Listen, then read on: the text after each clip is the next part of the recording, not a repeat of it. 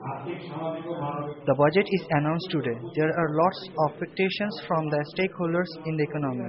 The economists want the budget to support the underprivileged. Professor Muzaffar Ahmad discussed on the various aspects of the 2009-10 budget. He criticized government's emphasis on capital-intensive investments. একদিকে বলছি যে small and medium industry যেখানে শ্রমগণ চলবে, আর অন্যদিকে আমি বাজেটে যে হিসাবটা করছি সেখানে আমি পুঁজি ঘনর দিকে যাচ্ছি।